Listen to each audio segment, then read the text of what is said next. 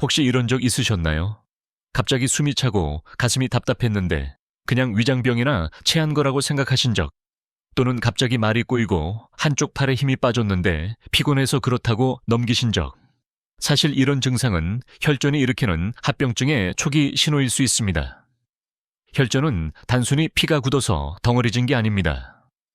그 덩어리가 어디에 생기느냐에 따라 생명을 위협하는 큰 병이 됩니다. 뇌에 생기면 뇌졸중이 되고, 심장에 생기면 심근경색이 되고, 폐에 생기면 폐색전증이 됩니다. 그리고 이 세 가지는 모두 응급질환입니다.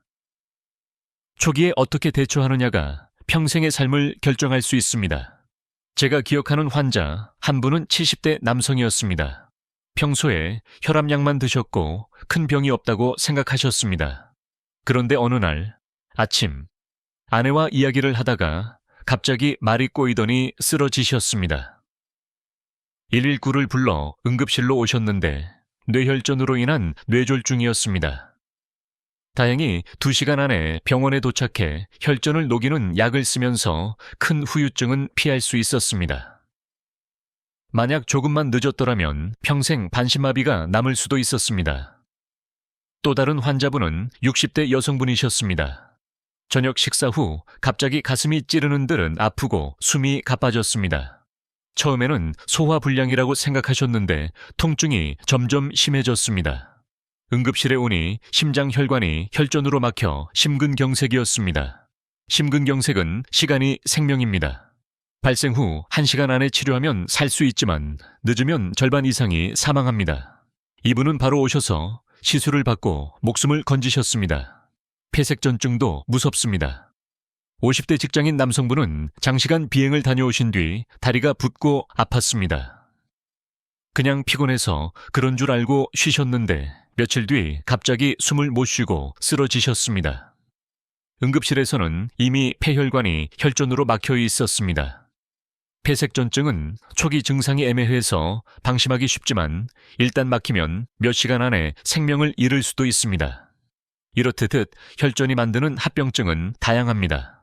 뇌졸중, 심근경색, 폐색전증, 다리 괴사까지. 그리고 공통점은 모두 갑자기 생긴다는 겁니다. 그렇기 때문에 초기 신호를 알고 응급대처법을 아는 것이 정말 중요합니다. 뇌졸중을 빠르게 알아내는 방법이 있습니다. 바로 FAST라는 방법입니다. 첫째, 얼굴이 한쪽으로 처지지 않았는지 확인합니다. 둘째, 팔을 들어보게 했을 때 한쪽 팔이 내려가지 않는지 확인합니다. 셋째, 말을 시켜서 발음이 어눌한지 확인합니다.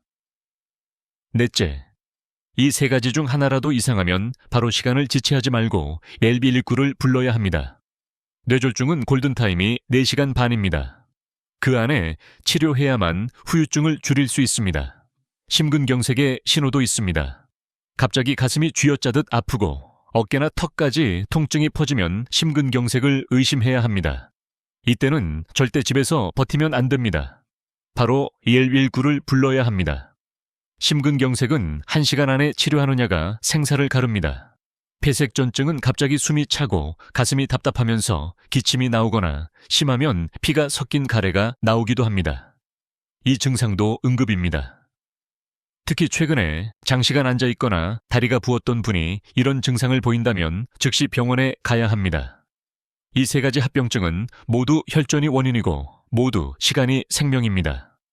그래서 혈전을 예방하는 것도 중요하지만 응급 상황에서 지체하지 않는 게 더 중요할 때도 있습니다.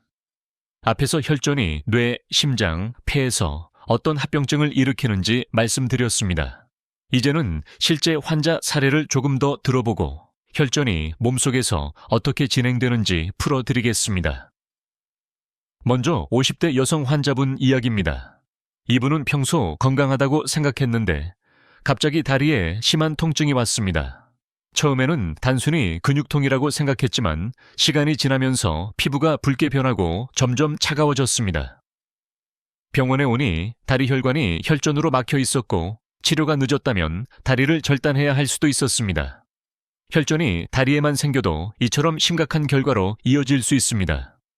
또 다른 사례는 40대 남성 직장인이었습니다. 출장으로 장시간 비행을 다녀온 후 며칠 동안 다리가 붓고 아팠습니다. 대수롭지 않게 넘겼는데 갑자기 호흡곤란이 생겨 쓰러졌습니다. 병원에서는 폐색전증이라고 진단했습니다. 다리에 있던 혈전이 떨어져 폐혈관을 막은 것이었습니다. 이처럼 혈전은 한 부위에만 머무르지 않고 언제든 다른 장기로 이동할 수 있습니다. 70대 남성 환자분은 평소 고혈압과 고지혈증을 가지고 계셨습니다. 어느 날 아침, 아내가 보니 얼굴이 한쪽으로 쏠리고 말이 어눌했습니다.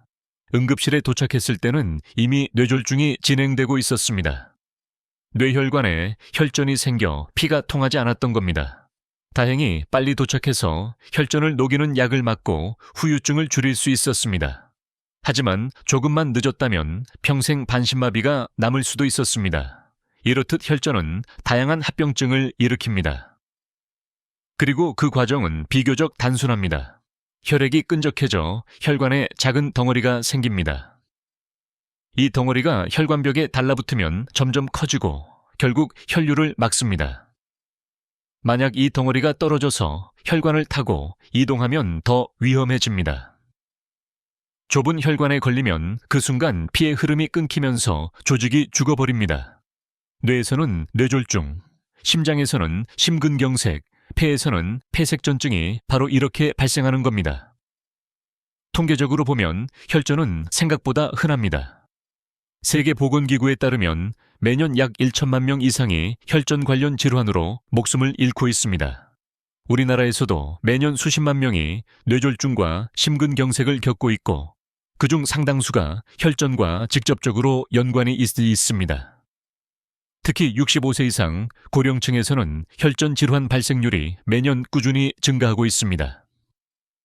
미국 심장협회 연구에 따르면 혈전으로 인한 뇌졸중 환자는 전체 뇌졸중 환자의 70%를 차지한다고 합니다. 심근경색 환자의 절반 이상도 혈전이 직접 원인이었습니다. 폐색전증은 더 무섭습니다. 환자의 30%가 첫 증상 발현 후 몇 시간 안에 사망한다고 보고되었습니다.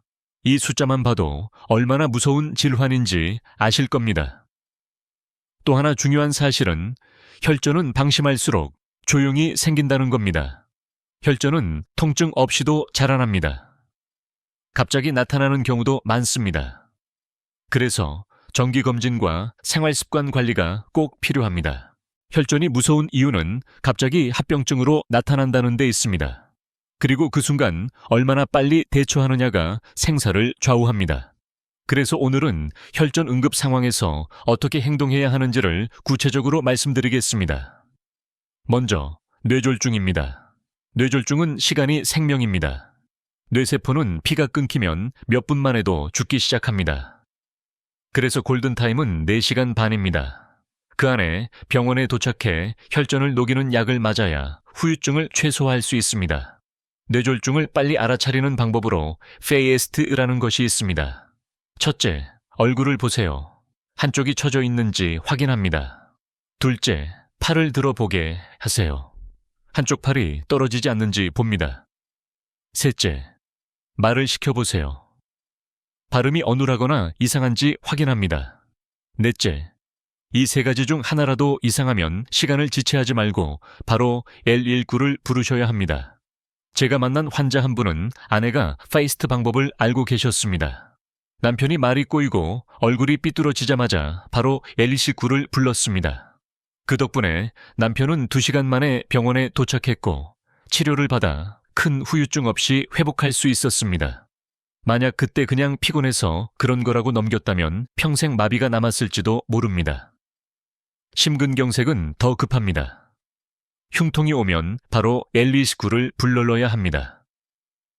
가슴이 쥐어짜듯 아프고 어깨나 턱까지 통증이 퍼지면 심근경색일 수 있습니다. 이때는 집에서 약을 찾거나 기다리면 안 됩니다. 심근경색 환자의 절반은 첫 증상 발현 후 1시간 안에 사망하기 때문입니다. 한 60대 남성 환자분은 저녁 식사 후 갑자기 가슴 통증이 왔습니다. 가족들이 소화 불량이라고 생각하고 지켜보다가 상태가 심해졌습니다. 119를 불렀을 땐 이미 심장이 많이 손상된 상태였습니다. 다행히 수술로 목숨은 건졌지만 이후 평생 심장 기능이 떨어진 채로 살아야 했습니다. 반대로 또 다른 환자분은 같은 증상이 왔을 때 바로 119를 불러서 병원에 40분 만에 도착했습니다. 즉시 시술을 받고 며칠 만에 건강을 되찾았습니다. 이 차이는 응급 대처의 차이였습니다. 폐색전증은 증상이 애매하지만 아주 위험합니다. 갑자기 숨이 차고 가슴이 답답하고 이유 없는 기침이 나옵니다. 특히 최근에 장시간 앉아 있거나 다리에 혈전이 있었던 분이 이런 증상을 보이면 즉시 응급실로 가야 합니다. 폐색전증은 환자의 3명 중 1명이 첫 증상에서 몇 시간 안에 사망할 수 있다는 보고가 있습니다. 그래서 지체하면 안 됩니다. 제가 경험한 한 사례는 50대 여성 환자였습니다. 장시간 버스를 타고 여행을 다녀온 뒤 종아리가 붓고 아팠습니다. 며칠 뒤 갑자기 호흡곤란이 와서 응급실로 오셨는데 폐색전증이었습니다. 다행히 치료가 가능했지만 가족들이 조금만 늦게 모셔왔더라면 결과는 달라졌을 겁니다. 여기서 중요한 점은 혈전 합병증은 시간이 곧 생명이라는 겁니다. 집에서 참거나 민간요법을 시도하는 동안 혈관은 이미 막혀버립니다. 그래서 반드시 응급구조를 불러넣어야 합니다. 119를 부르는 게 가장 빠르고 안전한 길입니다. 가족의 역할도 중요합니다. 환자 본인은 증상을 느끼지만 제대로 설명하지 못할 수도 있습니다. 특히 뇌졸중은 말이 어눌해져서 본인이 위험 신호를 알리지 못하는 경우가 많습니다. 그때 옆에 있는 가족이 빨리 알아차리고 행동해야 합니다.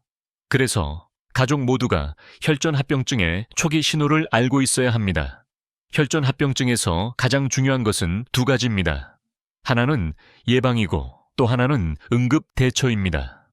예방은 생활 습관을 통해 혈전이 생기지 않도록 하는 것이고 응급 대처는 이미 혈전이 합병증을 일으켰을 때 지체하지 않고 행동하는 것입니다.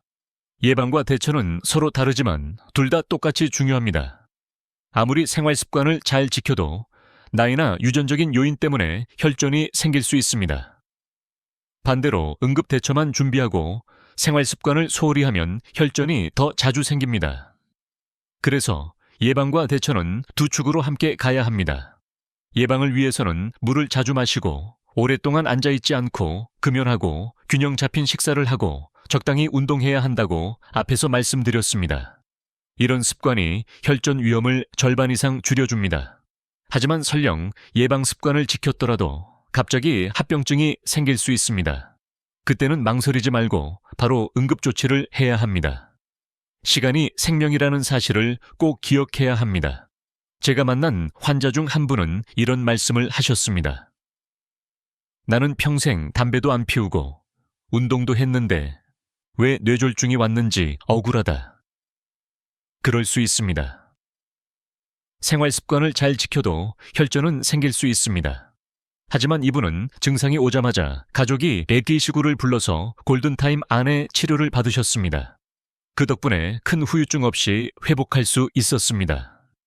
예방 습관이 있었다면 혈전이 더 빨리 생기지 않았을 수도 있고 응급 대처가 있었기 때문에 후유증을 피할 수 있었던 겁니다. 반대로 생활 습관을 소홀히 하고 증상에도 하지 못한 경우는 결과가 참 안타깝습니다. 70대 남성 환자분은 평생 담배를 피우셨고 물도 잘 안 드셨습니다. 어느 날 갑자기 가슴이 아팠는데 그냥 참으셨습니다. 가족도 위장병이라고 생각했습니다. 결국 병원에 도착했을 때는 심근경색이 심하게 진행돼 심장 기능의 절반을 잃고 말았습니다. 만약 생활 습관만 조금 더 신경 쓰셨더라도 그리고 증상이 왔을 때 바로 응급실에 오셨더라도 결과는 달랐을 겁니다. 이제 혈전에 대해 자주 받는 질문들을 몇 가지 풀어드리겠습니다. 첫째, 뇌졸중과 뇌출혈은 같은 건가요? 아닙니다. 뇌졸중은 크게 2가지로 나뉩니다. 하나는 혈관이 막히는 뇌경색, 즉 뇌혈전이고 또 하나는 혈관이 터지는 뇌출혈입니다. 오늘 말씀드린 혈전은 뇌경색과 관련이 있습니다. 둘째, 집에서 혈전을 녹이는 약이 있나요? 없습니다. 혈전을 녹이는 약은 병원에서만 쓸 수 있고 정확한 시간과 조건을 지켜야 합니다. 집에서 할 수 있는 건 지체하지 않고 119를 부르는 것뿐입니다. 셋째, 아스피린을 먹으면 혈전을 막을 수 있나요? 아스피린은 혈소판이 달라붙는 걸 막아 혈전을 줄여줍니다. 하지만 모든 사람이 먹어도 되는 건 아닙니다. 위장출혈이나 다른 위험이 있기 때문에 반드시 의사와 상의해야 합니다. 넷째, 혈전이 생기면 무조건 다리가 붓나요? 그렇지 않습니다. 다리 혈전일 때는 붓고 아프지만 뇌나 심장에 생기면 다리에 증상이 없습니다. 대신 말이 어눌해지거나 가슴이 아픈 식으로 나타납니다. 다섯째, 혈전이 한번 생기면 계속 생기나요?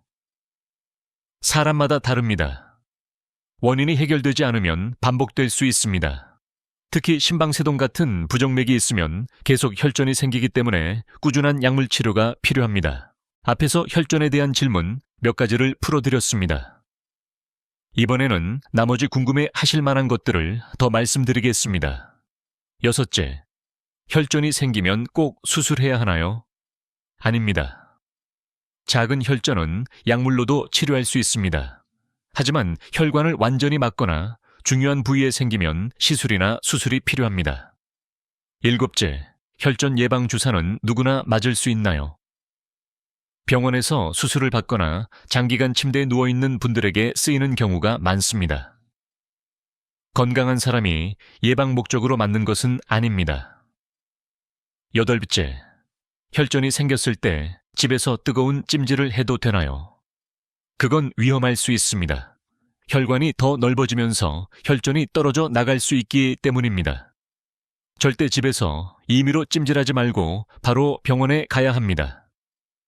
아홉째, 혈전과 고혈압은 어떤 관계가 있나요? 고혈압은 혈관벽을 손상시키고 손상된 부위에 혈전이 잘 생깁니다.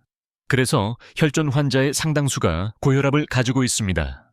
열째, 혈전과 당뇨는 어떤 관계가 있나요? 당뇨는 혈액 속 당이 높아지면서 혈관을 딱딱하게 만들고 혈액을 끈적하게 합니다. 그래서 당뇨 환자는 혈전 위험이 일반인보다 2배 이상 높습니다.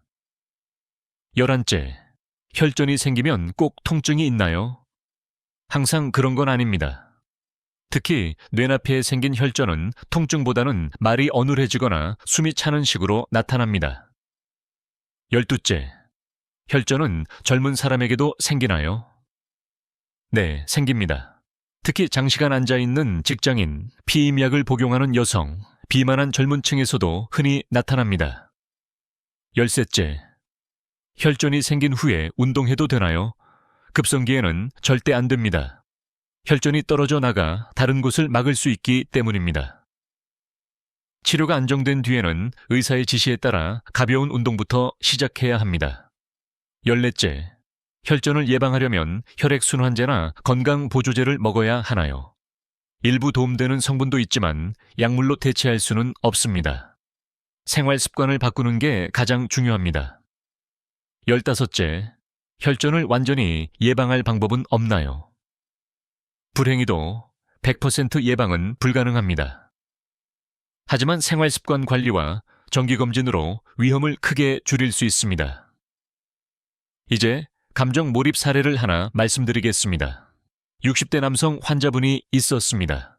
평생 가정을 위해 열심히 일했고 이제는 손주들과 시간을 보내는 것이 가장 큰 즐거움이었습니다.